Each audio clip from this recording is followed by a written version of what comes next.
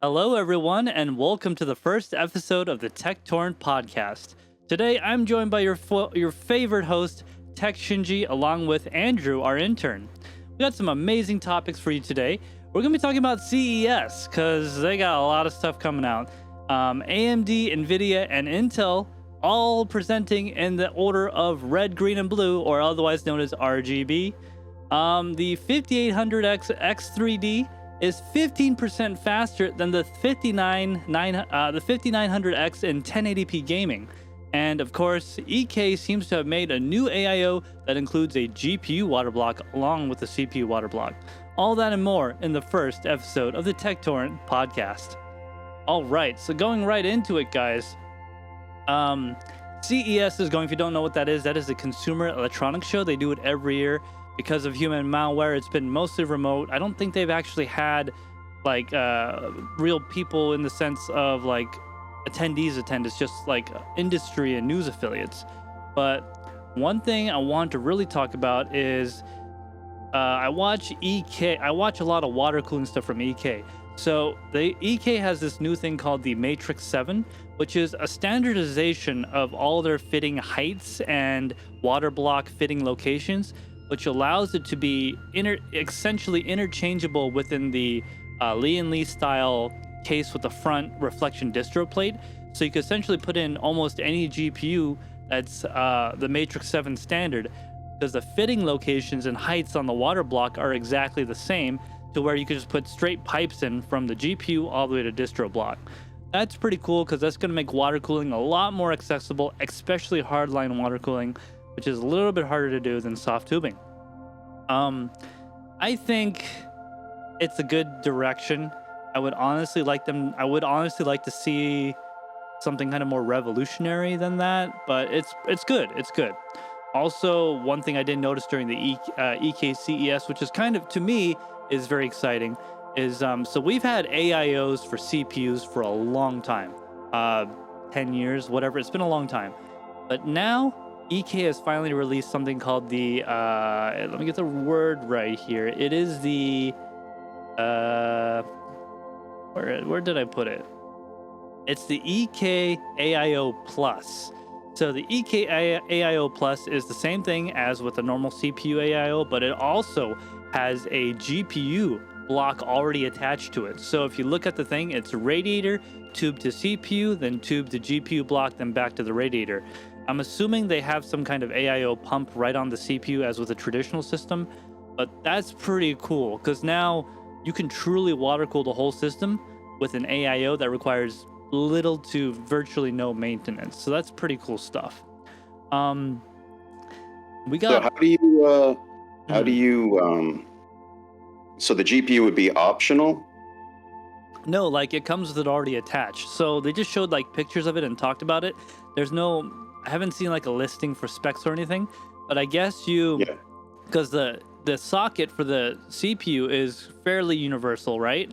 The GPU is the part where you got to pick the specific one. So I'm assuming, right. Yeah, from what I saw from the photo from the presentation, the GPU block looked like a traditional like vector block with right angle swivel fittings coming off of it, connecting to those looks like 3/8 tubing. So I'm thinking you just buy the one you want and they pop on the GPU and fill it. Kind of like how you do your water cooling, where you put the reservoir on, fill it, and then you take the reservoir off on the QD. I think it makes a lot of sense. Yeah, that sounds interesting. The thing is, cost might be pretty high if they're making unique GPU blocks for different cards, rather than a universal style. Like the CPU, they can make one or two maybe, Intel and AMD, and they can be fairly universal. With the GPUs, every card's a little bit different now. Like we have reference PCBs from multiple manufacturers on the 3000 series, but then we have the Founders Editions, and we have the ones that aren't reference, and they all have different VRM layouts and memory layouts, and all of that needs to be cooled now. It's not just the die. Well, I mean, I think it's a good thing that they're using stuff they already have instead of making a GPU block that is, different and part of this. Like, I'm sure you could just take in the future, you could disconnect the GPU block and use it in a traditional water cooling system. I'm assuming, at least. It looks like it. Yeah. I hope it is, because then... that would make sense. But I don't know. I think time will tell how successful that is. I think it's partly going to come down to cost, because the whole idea of an AIO to me is someone that is a little bit nervous about dealing with water in their system and doing all the fittings and stuff themselves. Because when it comes down to it, an AIO and a custom loop has a radiator, a pump, and a block and tubing. So they're basically the same thing. The only difference is you're not dealing with the actual liquid on an AIO. So if it's costing nearly as much as a custom loop, someone might just want to take the leap and do it themselves. Or, yeah, that's a good point. I don't know. They might even be charging a premium for this AIO style water cooling system. So on top of that, I would assume, since it's an AIO, right, all-in-one cooler, that it would come pre-filled and pre-charged and pre-plumbed. So the tube lengths are non-adjustable. They're either going to be too long or too short. They won't be exactly what you need. That is another cosmetic part of the system that, I mean, I would assume that if I was making this, I just make the tubes too long, like the longest average length, you know, on the higher end. That way, because if it's too short, you can't install it. But if it's too long, you could always like shove it somewhere. Yeah, I mean, most of the CPU AIOs basically follow that rule.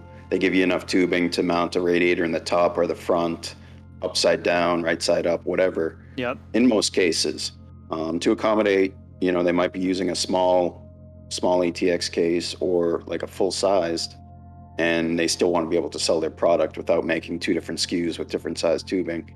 But yeah, when you integrate a GPU, that's a whole nother thing, because, well, partly that tubing has to go somewhere. I would think if it goes to the CPU at some point, that tubing could be a little bit shorter, but that other tube, you know, if it's going to the radiator, it's really gonna depend where the radiator is mounted or how long the tubing is on how clean the build can be.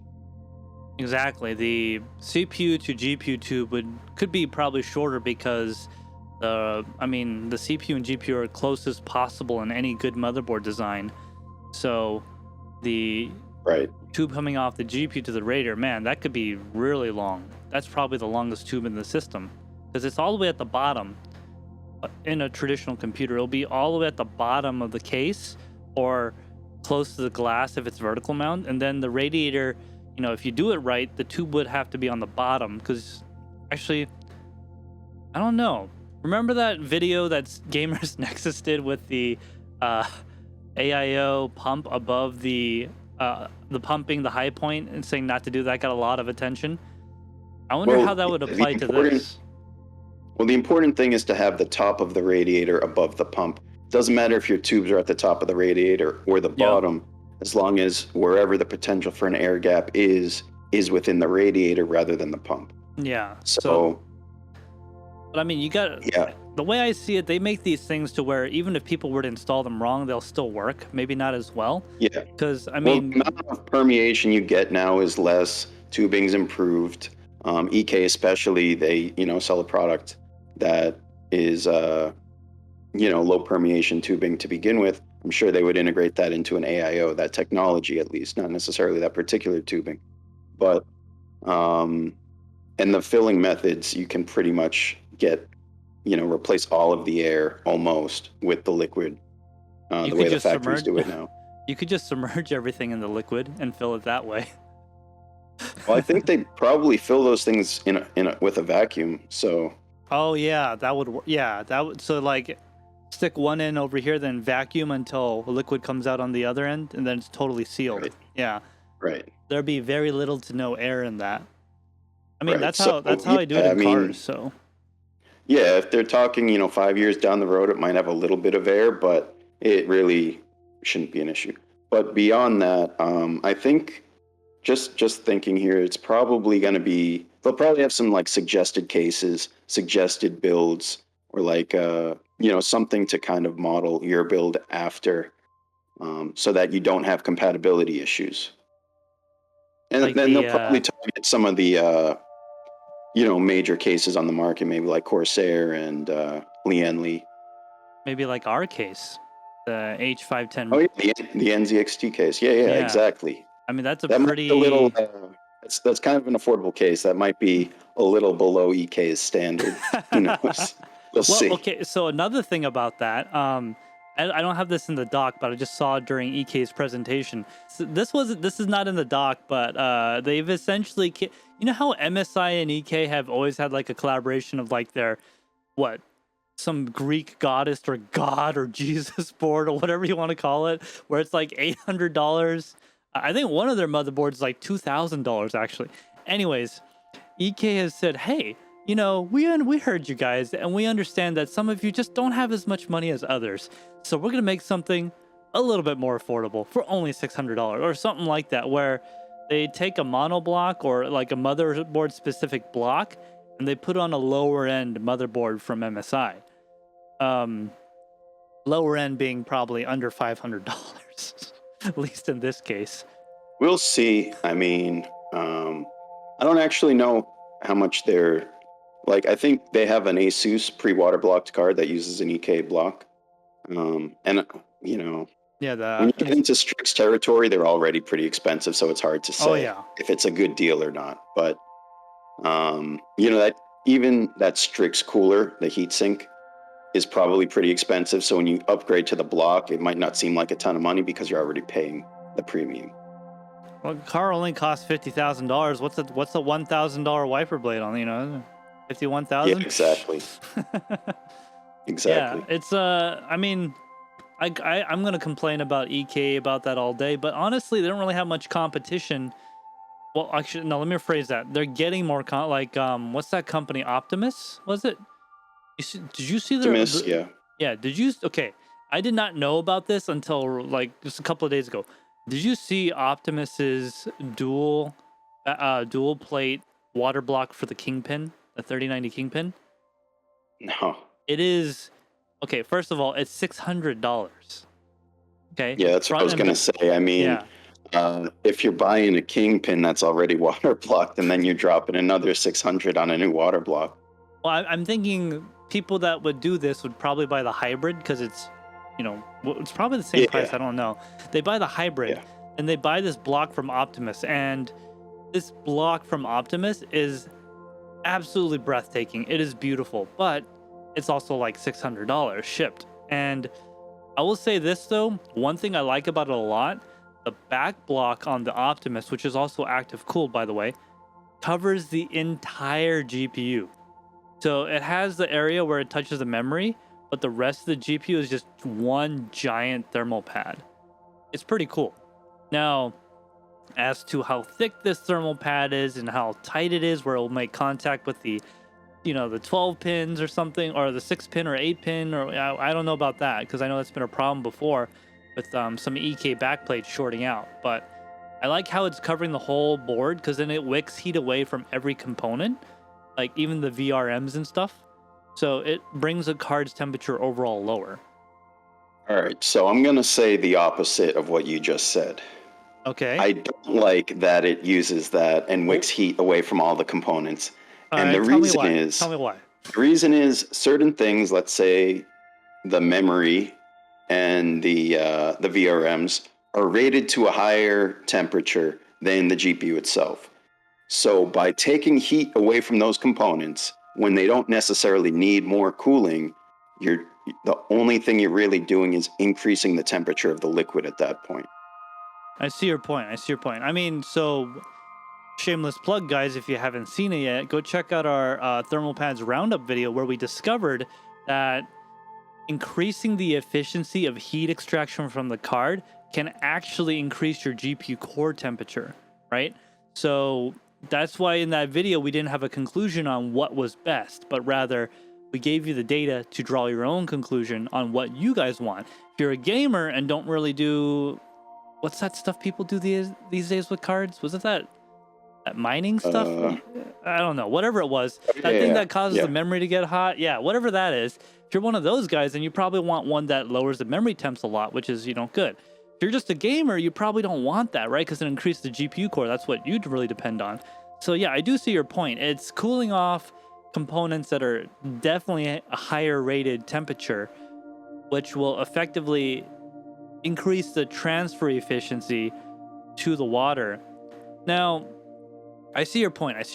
But my opinion is also that if you're buying a $600 block, you probably have an overkill radiator setup. Yeah, I was gonna say that was gonna be my next part. Like, one of them, like a Mora or something. A monster radiator from Watercool. But I would also say that, as we also discovered, well, we actually haven't tested this yet. Maybe we should do this in a future video. That so the cooler was designed for so much so much watts for the cards, right? And we were modifying the transfer efficiency of a certain component that was not in the original design, which would cause the GPU core to get hotter. Now, with all that said, maybe the Waterblock's thermal transfer efficiency doesn't matter as much because the water is able to take the heat away faster.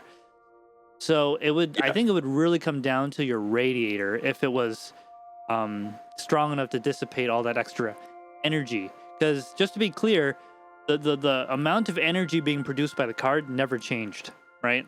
It's still the same as if it was air cooled or water cooled. It might boost higher, which would change, but essentially it's the same. It's the heat transfer efficiency that we're talking about. Yeah, exactly. So a card is going to produce X amount of heat, but the heat sink is only responsible for dissipating some of that heat. Some components might be dissipating just passively with no connection to the cooler at all. Some might be just connected to the back plate, which isn't connected to the front heatsink at all. Some components just don't need active cooling. So by actively cooling those components, at some point it will add up. But regardless, I think if you have enough surface area on the radiator to get rid of that heat and enough mass on the block, I don't think you're going to see spikes in other components. I was just arguing the opposite point that, maybe that's not necessary. Maybe going overkill in that respect isn't going to, give a positive outcome. Yeah, and I agree. Like, so, just to be clear, guys, if you're buying a $600 water block, you better not be putting this on a 120 AIO cooler or something, right? Like, I hope you wouldn't. That's like people that buy, $2,000 GPUs and spend 30 cents on their risers or something, right? You want to get decent risers. But I just thought it was really cool. I actually did not know existed until now. But yeah, I do agree that it's kind of like water cooling your M.2 drive. It's not going to do anything. Like, it's not even going to increase its writing performance because the DRAM cache will fill up, and that's the limitation, not heat necessarily. As long as you have a fan blowing on it. If you're not, it comes down to most components. If you're not throttling, then taking it to ambient temperature even isn't going to give you a ton more performance. The exception being CPUs and GPUs that have boost technologies. Yeah. But like an SSD, unless it's throttling, you shouldn't see more performance by keeping it cooler. So you just want to keep it cool enough to where it's where it's in its optimal temperature range, which water cooling is definitely overkill. Yeah, there was the meme, I forget where it is, but it's the meme where it's the stone face guy with his eyebrows like this. The first two he's like this, and the second one he's like that. So the first one goes, it's four sections. The first one goes, "Hey, I water cooled my PC," and then his friend goes, "Hey, was it overheating?" And in the next panel he's just like, and the last one he's like, "Hey," because no, it wasn't. So it didn't really do anything, right? I will say this though. One thing water cooling does that air cooling just doesn't seem to have that as good ability yet. We're getting very close, by the way, like with the NHD 15, is the silence factor. So with an air cooler, you can't really modify the heatsink, right? You can't add additional cooling to the heatsink. But with liquid cooling, you can make that radiator as big as a car's radiator, as you've seen us do in one of our videos. We're using the Mora, and that significantly reduces the amount of noise. And I would say that is the key reason that people water cool to reduce noise. So my computer over here, I have it pulling 900 watts 24/7. And the fans on that thing is at or below room ambient. I can't even hear it. And it's pulling 900 now. If it was all air cooled, I'd definitely be hearing those fans for sure. Right. And everything would be running warmer. Mm-hmm. But the point is, it's quiet. And for me, it's the consistency of the noise too. Not hearing fans ramping up and down. I'd rather have something just consistent. That sort of, even if it were audible, you'd notice it less if it wasn't changing pitch frequently. Yeah, because it's just kind of a constant tone in the background. Yeah. All right, you want to jump on to the next topic?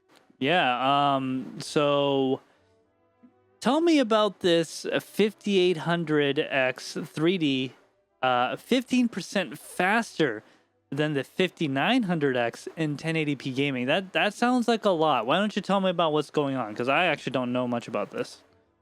Yeah, well, per CES, AMD is always there, and they like to show off whatever they're working on. Now, AMD took the gaming crown from Intel with the 5000 series Ryzen chips. We know that. The fastest gaming CPU was the 5900X. I believe it was the highest boosting single core of the 5000 series. They have now announced that they will have a 5800X with their 3D V-cache technology, which should increase instructions per clock. And they're saying that the 5800X with the 3D V-cache will be about 15% faster than the 5900X in 1080p gaming and be a little bit quicker than Intel then. Wow, that's some fighting words. Yeah, I think they're gonna be wrapping up Socket AM4, and they just want to go out with a bang and make sure people know that they're not just gonna sit back and let Intel take over the industry again. Yeah. I mean, I don't know. Intel. I mean, this is kind of a good thing, I guess. I hope what they say is true, because we don't have any third-party reviews yet. It's just what they're telling us. And I don't know. These CES slides are always a little bit, optimistic for their sake.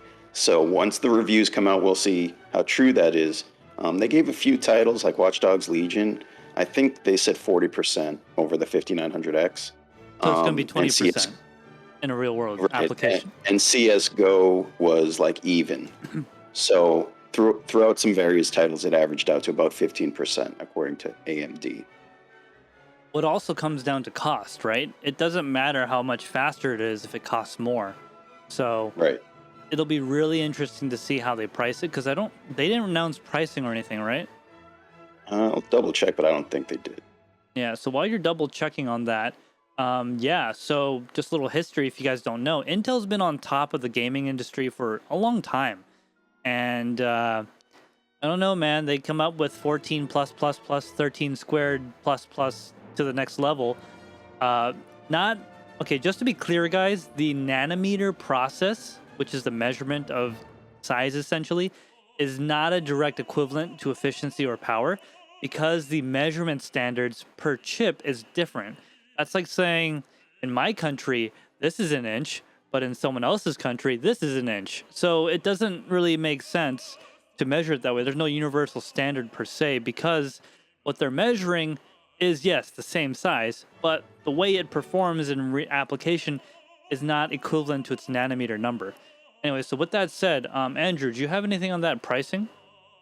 No, they haven't announced pricing, so we're still waiting to hear that. Yeah. I would think it's probably priced, they might come in with the original 5800X MSRP pricing, since they've come down over time anyway. Or they might just stick it between a 5800X and a 5900X. I think that would make sense too. But that's like what? With that being said, $250, $300? I don't know. How much is a 5950X? $400? 5900X I thought was $499. I'll check that's that why right we now. have the internet. Yeah. So the thing is, it was $549, the 5900X. and I think the 5800X was $449. I'm checking that as well. Oh, so the 5900X is still expensive. Yeah, they didn't drop the price on the higher core count CPUs as much, but with that being said, my 5950X only costs $70 more. Bad. Yeah, exactly. So with that all being said,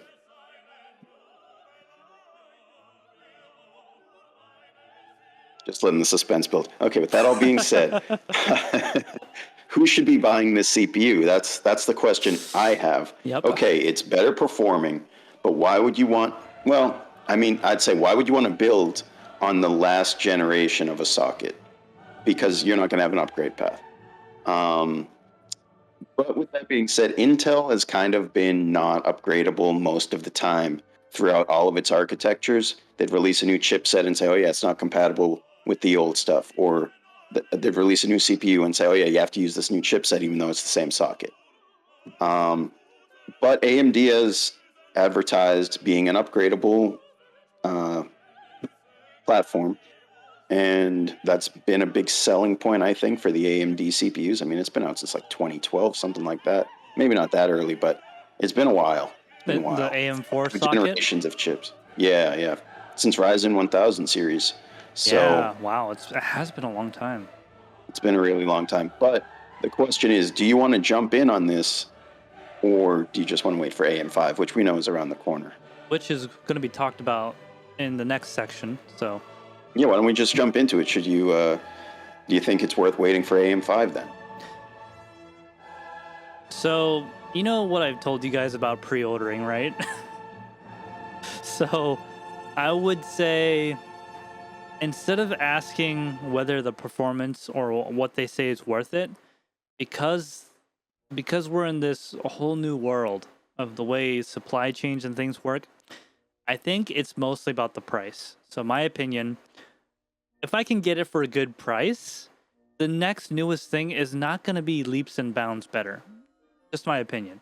It's going to be better, but like not 8 times or 10 times better. It's going to be like maybe 0.5 to 1 times to 2 times better, right? So if I can buy a 5950X on sale for $600, why not? Because the AM5 socket is going to be a little bit better, maybe, but it's also going to be newer. And don't get me started, guys. Everybody knows the amount of issues us AMD users have had switching from Intel to the AMD socket when the Ryzen series first came out. A plethora of software incompatibility. Man, imagine that all over again. Okay? Imagine running Premiere Pro and it just crashing for no reason whatsoever, without rhyme or reason, whenever it wants. I don't want that again. I don't think that is exclusive to AMD users, unfortunately. But yeah, the 1000 series Ryzen did have a ton of problems. I think most took a couple of months to get the BIOS fixes out. Yeah. And I think they know what they're doing a little better now. And in addition to that, they have better partnerships with the motherboard manufacturers to get fixes out quicker. Back then, the motherboard manufacturers were kind of taking a chance on AMD and weren't giving them their full attention. Yeah, because they were new and they weren't like crazy good yet. But it's, man, the tables have turned. Yeah, they want to make a $400 motherboard that wasn't going to sell because AMD CPUs kind of sucked at the time. At the time, yeah. I mean, yeah. What was that? A 6000 series Intel when first gen Ryzen came out? Yeah, I think so. I think so, yeah. So you have like 6700Xs, which were, even today they're not a bad CPU. Yeah. But you compare that to like the FX line of AMD and they're pretty much not good. There's no comparison. Yeah, the FX line compared to what was available from Intel was just leaps and bounds better. I would actually say that. Yeah. It was actually better. Like, only reason you bought an AMD CPU back then was because you didn't want to spend a lot of money. Like, it was cheaper. Well, most times it was cheaper. And there was also the things that you could do that when you cooled it better, it performed a lot better and all. You could overclock it more and all that. But these days, any silicon from the factory, like computer related, is pretty much at its limit when you get it. Because Well, quite frankly, they've stopped. They're like, oh, so you're saying we could get more performance out of these without doing more work? Why don't we just do it, then release a new generation without actually like making something new? You know, they've already come like close to red line from the factory. So you don't really get and they're much. getting and operating temperature, like they pretty much boost right up to like peak operating temperature under normal conditions to get the most performance out of it. So even if you were to overclock it or whatever, unless you're going with some type of extreme cooling, you know, you're not going to do much better than that, because these algorithms that they do the boost tables off of are really refined at this point. It's not. Yeah, they've spent a lot of time refining this so that they get those single core boost clocks to compete with one another for gaming, because it's such a huge market. So let's talk about AMD 6000 series laptop CPUs on CES here. So AMD has not really been known for laptop CPUs until now. Okay, I forget what you actually have one, right, Andrew? Until the 4000 series of laptop CPUs, they were pretty crappy. Yeah, they didn't compete with Intel in terms of performance, battery life, anything really. The 4000 series introduced higher core counts, 6 and 8 core laptop APUs, which were a nice addition if you wanted to do, you know, multimedia work or just better multitasking, you know, allowing you to have all those cores. And I think the 4000 series, you know, their naming scheme was a little not great, because the laptop APUs used a different series than the desktop ones. And even the desktop APUs were different than the desktop CPUs. But the 4000 series, I'm pretty sure, was Zen 2, which was a nice upgrade over Zen Plus. So yeah, it was like the 3000 series desktop architecture in the 4000 series laptops. And they performed really well. I used it was Zen 3, one of those. It was Zen 2. The 5000 series laptops are Zen 3. Oh, and that's what I have now. I have one of the 6-core Zen 3 laptops. How do you like it, by the way? I like it a lot. I just got it last week, so it's a little early to say, but you know, I'm pretty familiar with the performance. You know, I just got mine too, right? Oh yeah, you just got a new laptop as well. Yeah, but, so we like both. Yeah, so you have. Actually, let's finish up the 6000 series before we go into the laptop thing. Yeah, let's get into that. So real quick, the thing that I thought was the most exciting thing was they're allowing low power. So we'll figure out what this means. Low power DDR5 RAM on 6000 series AMD laptops. DDR5 RAM on a laptop, man. Now it's probably gonna be $10,000, you know, when it comes out, all that good stuff, right? But that is just insane. That's pretty cool. Like, laptop RAM has never really been fast or really good. In fact, I mean, you know, it's a SODIMM slot, right? So there's really not that much room for improvement, because if you look at a SODIMM module versus a full stick, it's like a quarter of the size. So you don't really have, you know, much room to make any improvements, in my opinion. But yeah, DDR5 low power RAM on a laptop, that's pretty freaking amazing. On top of that, there's a lot of allegedly from AMD, up to 50% better performance improvement on their APU. So APU is just a CPU with a iGPU already built into it. So the reason why I say that's amazing is because you can play games like League of Legends, maybe even Overwatch, all the low, like, not graphically intensive games on APUs today already.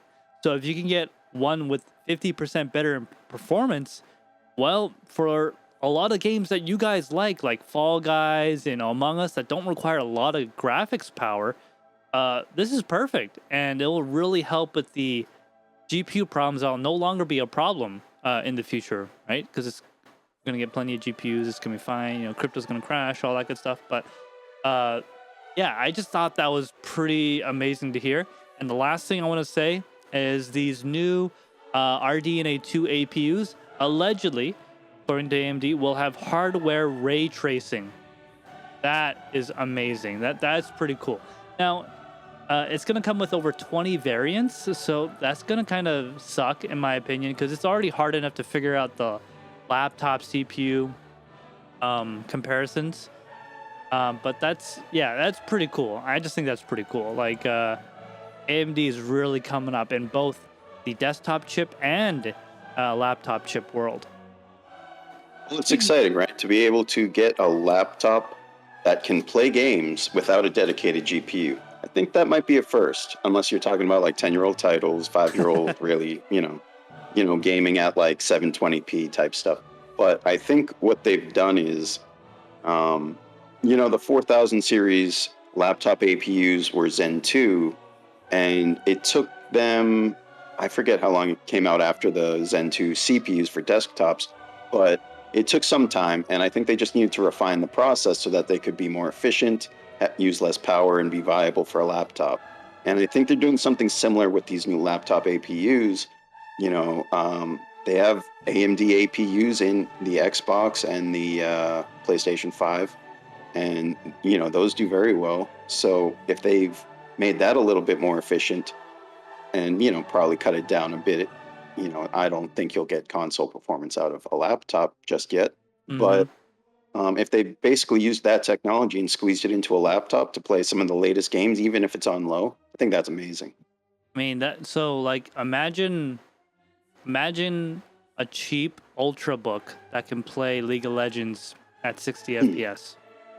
That'll be a game changer. Like, we haven't had that yet, as far as I know. Like, a sub $400, $500 laptop that can do all that. Now, I'm not saying that these things are going to be cheap, just to be clear. But what I mean is that as they come out, maybe a year or two after they come out, we're going to have, like, very affordable alternatives that are very powerful.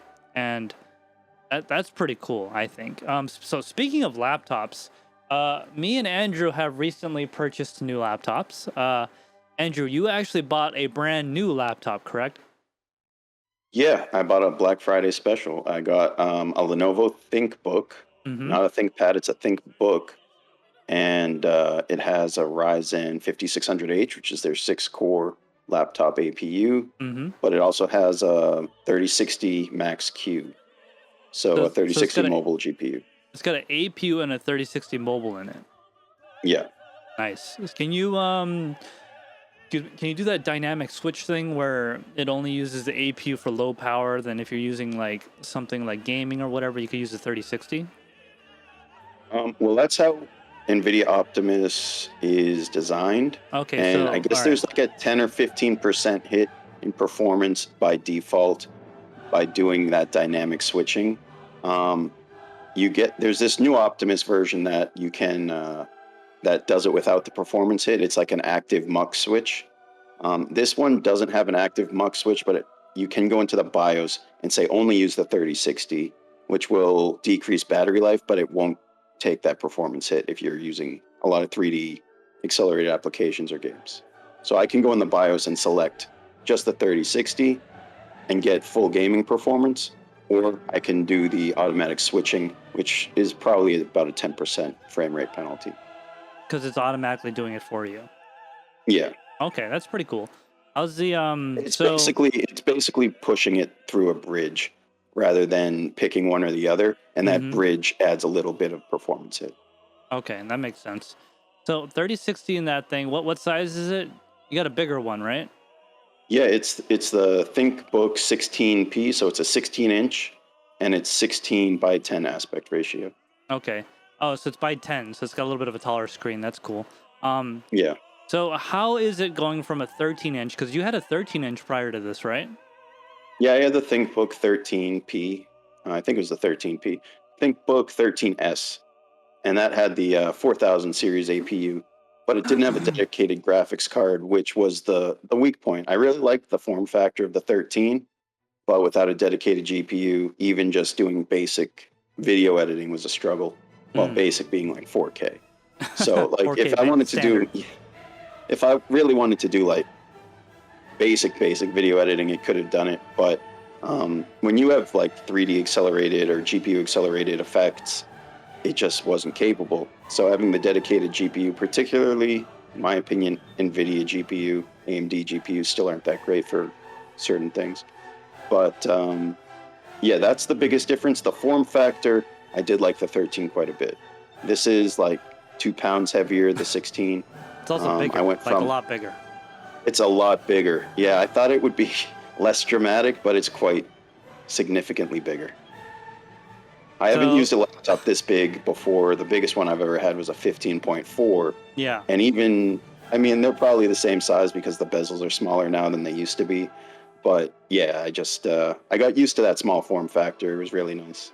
So if they can make like a 13-inch with those new APUs that can do gaming and 3D acceleration, I think that would be the sweet spot for me. So, yeah, I do really like this laptop, and I'm glad I got it. I have no regrets about it whatsoever. As far as I know, there's no 13-inch laptops that have like a high-end dedicated GPU yet. So they're all like APUs or pretty low-end GPUs. So speaking of which, I have always rocked a big laptop, and last year, beginning of last year, I upgraded to a Razer Blade 17 Pro. It's a big laptop, and it's not heavy, but it's less than an inch thick, all that. 17 inches, but it's got a 3080 and a Core i7 10th gen in it. Now, that laptop's great, but it was genuinely big. Like, actually, but in fact, I just, I have it downstairs doing deep learning applications. Yeah. Security of the blockchain. I let it do that folding while at home. Yeah, folding at home. That's right, folding at home. That's what I do with it on when I'm not using it 24/7. But I recently purchased a 13-inch laptop from Razer. It's the Razer Blade Stealth 2021 11th gen Intel CPU, and it's got a 1650 Ti in it with 4 gigs of VRAM. And I will say, it is nice to just sit in my bed with my little tiny laptop and have the desktop experience in my lap, like actually using a laptop as a laptop. Not using my phone on mobile, because that's annoying sometimes, but actually sitting there with the full desktop experience. So the reason why I got a small, tiny laptop like that was I wanted a dedicated hardware wallet, so I could put all my software and all my core wallets and stuff on it for folding at home. Yeah, that's right. And I got all that on there, and then I'm just like, wow, this thing's really nice. I've been carrying it around the house, using it while I'm sitting on the couch. I did not realize how that small form factor is so nice and so convenient. Also, the 1650 Ti and the Intel CPU, they do folding at home really well. Pretty decent. We did some tuning on it. Yeah, even with that GPU, it's enough to do most like 3D accelerated productivity, even if it's a little bit slower. But like, for instance, using Premiere, I think you could get away with using Premiere just fine. The exports might take a little bit longer in the encoding, but your timeline performance should be great just by having that Nvidia GPU and those CUDA cores. Yeah, the fact that has that NVENC encoder already on the laptop. I haven't done anything. I mean, so one other thing I found when I ordered it, so I bought this secondhand, but I don't know, the guy bought it and he didn't want it, whatever. I bought it like for $400 under retail, because this is a brand new laptop. It just came out like 3 months ago. He sold it saying it has a 500 gigabyte hard drive. Well, when I got it, it had, SSD, NVMe SSD. It came with a 1 terabyte NVMe SSD. So I could probably install all my games on it, maybe play it on the couch. But yeah, that's all I wanted to say about the laptop thing. I just want to go over a quick few topics before we go into the closing portion of this very first inaugural Tek Torrent podcast here. So, what is CES when we don't have any GPU updates, right? Well, don't worry, guys. We got some of that. So, AMD has announced the 6500 XT for only $200. Ha ha ha. I think it's going to go for like 400, 500. So let me give you some quick specs. This 6500 XT allegedly is going to have 4 gigabytes of DDR6 RAM, okay? It's going to have the highest clocked GPU ever made, allegedly, at 2.6 gigahertz. 2.6 gigahertz game clock. Remember, AMD uses the word game clock as their boost clock, okay? They make it really confusing. And, sorry, the other way around. The game clock is their normal clock, and the boost clock is going to go to 2.8 gigahertz, that's a lot. There's not a lot of GPUs that can go that high. It's the sustained clock. Yeah, and the boost clock is, what it's trying to achieve based on temperature. And this is all done allegedly while only drawing 107 watts of power. Not bad. Yeah, and we can't talk about GPUs without talking about mining. So this is an LHR card then? Yeah, well, okay. Well, LHR in the sense that it's 4 gigabytes, so... Exactly, it can't mine Ethereum, so hopefully this card... So, not that I'm into cryptocurrency mining, I just been told a few things. I really don't know much about it, but from what I'm told, Raven is happening, and by the time you watch this, like within a day or two, which was one of the only coins you could really do on a 4 gigabyte card that was profitable, which I hate that word, but everyone uses it. So 4 gigabytes can't do Ethereum, can't really do Raven, all that good stuff. Well, it can do Raven, but it's happening and all that. It's going to be really interesting to see if the miners gobble this up. Now, I don't really think miners are going to go after this card. I think the scalpers are going to be like, hey, we can make more money and buy it. Then no one's going to buy it on eBay and they have to sell it at retail. They're going to have to pay those fees and lose it, which would be awesome. But yeah 107 watts of power at all those specs sounds pretty decent. Yeah, that's the thing. I mean, at that price, it's really attractive for anyone who just wants to play games. And that'll play all the latest titles. The problem is any GPU that's actually available, unless it's, in excessive quantities, people are coming in droves to get this, whether it's a gamer, a miner, a scalper, anyone that sees a GPU available is like, I'll buy it, and then try and figure out why they want it later, just because it's available. And yeah, that's the issue. I'm hoping, well, $200 is also the AMD price, so we could probably expect to see the AIB cards going for $200, maybe up to $400, even MSRP, not scalped. Pre-scalped, if you will. So eBay prices might be $500, maybe. I would say. But I'm hoping that the performance that they get out of it is pretty good to be a console alternative for a lot of people. That price range, there are people that want to play PC games, but they don't have that much money, and it makes more sense to buy a console just because of the price of GPUs right now. So having these entry-level GPUs. What's that? I was gonna say consoles are also getting scalped too, so.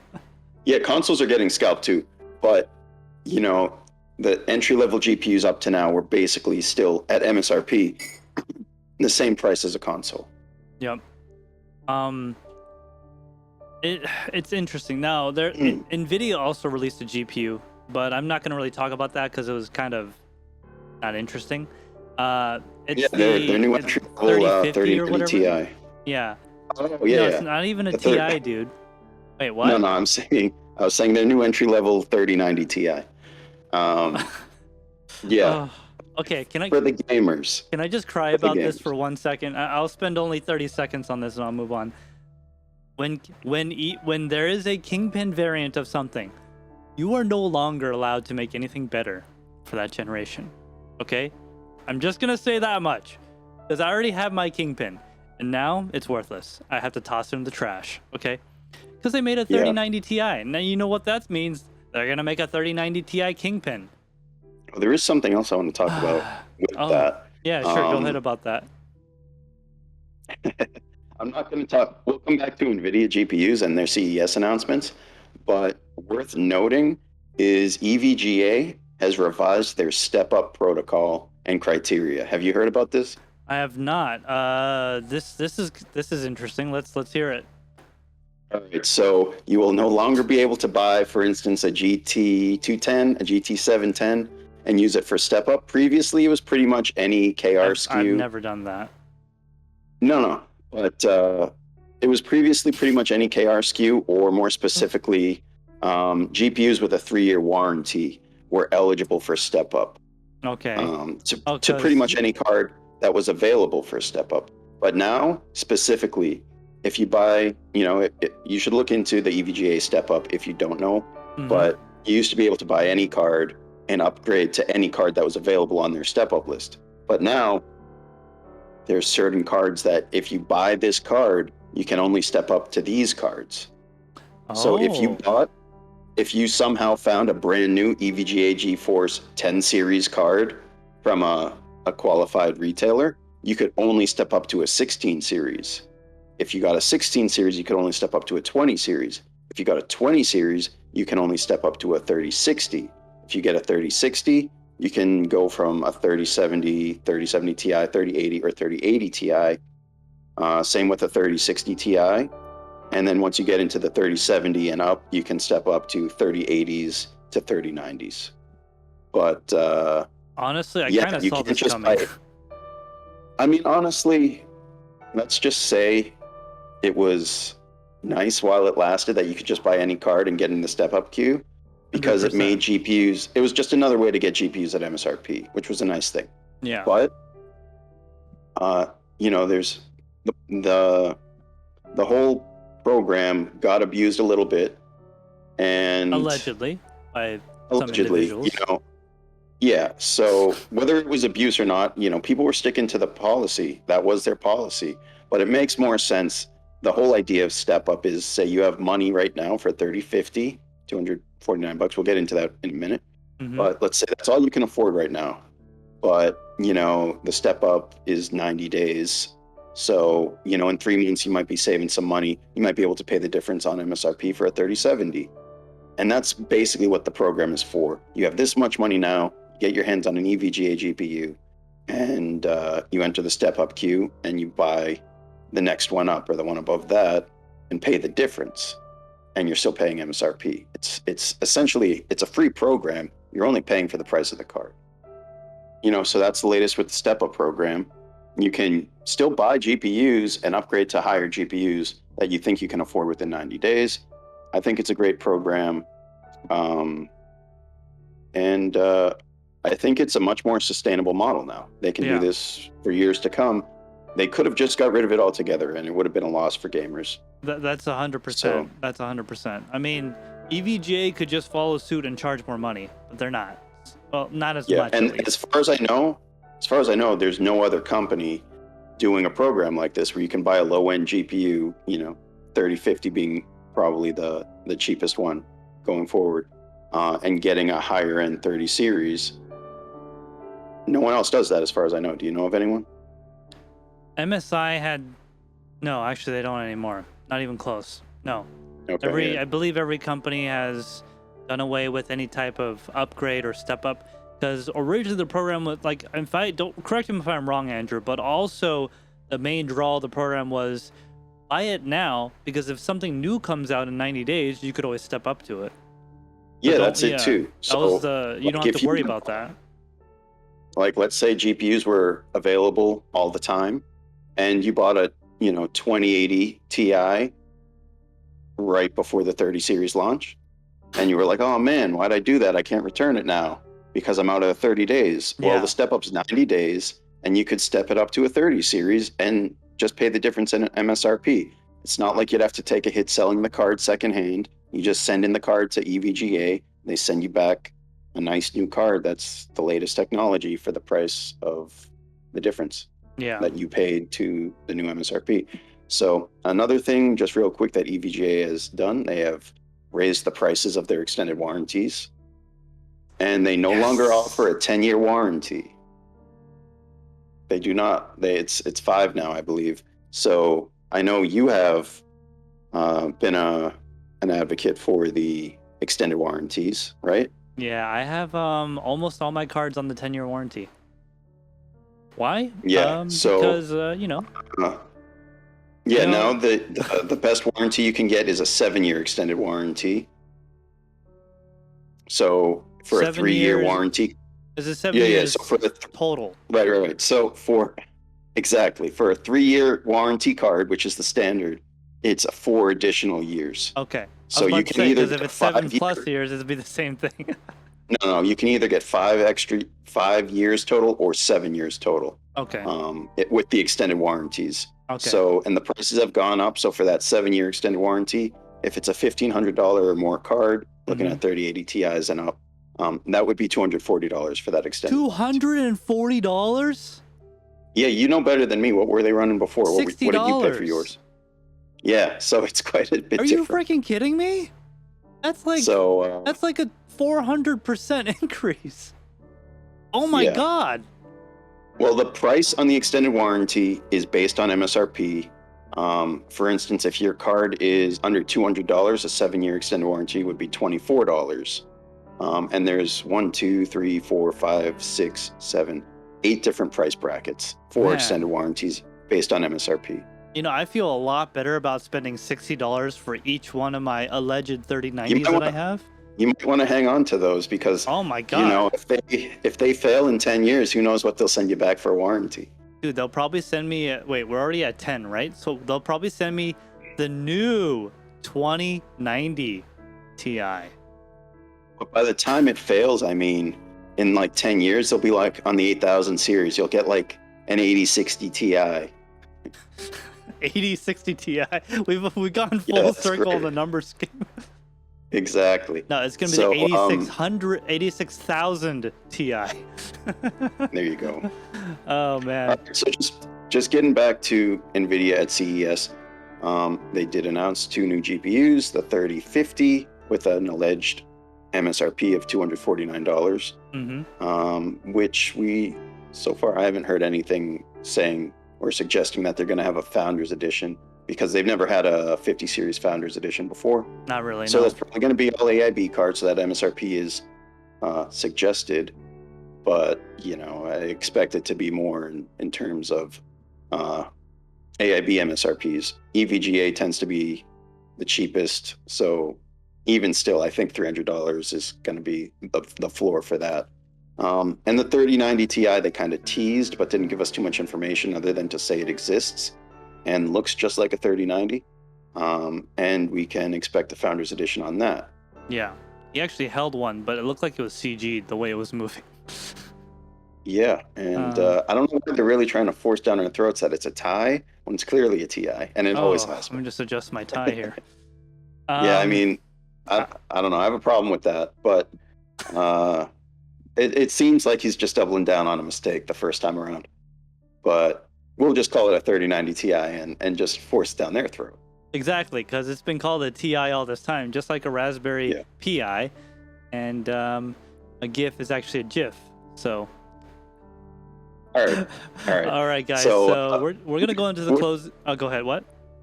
No, just what are your thoughts on the 3090 Ti? Since you are a 3090 owner. Kingpin aside. Oh, okay. Okay. I think the 3090 Ti is going to be pretty amazing. But, as I said before, and I will always say, it depends on the price. If they're going to charge $250,000, $2,500 MSRP, then absolutely not. I think realistically, $2,000. That's going to be the MSRP from like a Founders Edition. Okay. I think based on what they've been doing. I think they might surprise you and come in around $1,700-1,800 for an FE. I'm standing in line at Best Buy. But we know that a 3090 Ti uses the full GA102 die, unlocked, no lasered off cores, and that's part of the performance. But other than that, which they already have these cores, I mean these dies, you know, through manufacturing improvements, that they'll have better dies, better yields. Yep. In as time the dies that are. Yeah, so they have these. That doesn't actually cost them money. The rest of the performance comes from a memory clock increase. But I think it's more or less a factory overclock.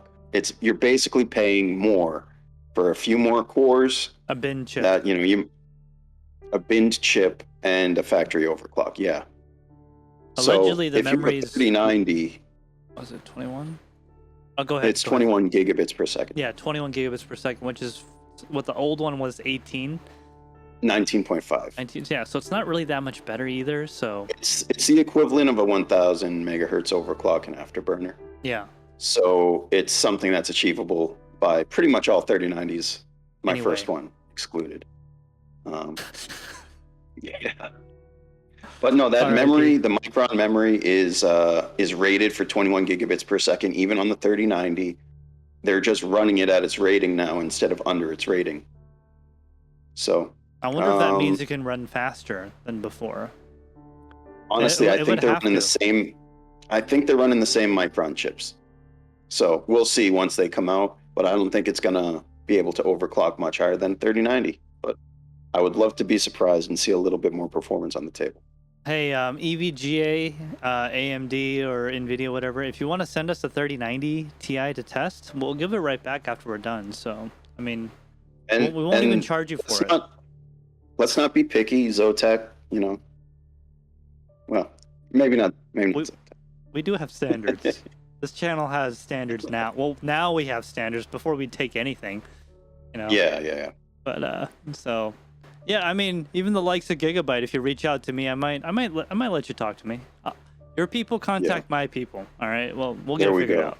Yeah. We'll definitely hear from them. All right, guys. So we are gonna get into the closing portion of this live stream. Wait, is this a live stream? It will be a live stream. This is being pre-recorded at the moment. But one day this will be live. And then you can interact with us. We'll have chat, all that good stuff. We're just figuring all that out. All right, guys. So that's it for this podcast, this first inaugural Tek Torrent podcast. Thank you so much for joining us, guys. But remember, it doesn't end here. Come join our Discord, the TekShinji community. We got a lot of awesome people in there. We got a lot of great water cooling content. And we're actually having some really nice conversations, seeing pictures of people's awesome rigs. And, of course, being tortured by Andrew's rig with his removable reservoir. Yeah, we'll get into that at some point. If you don't know what that is, come check it out, guys. Anyways, guys, come join our Discord. We'll see you guys there. And until next time, we'll see you in the next one. Bye.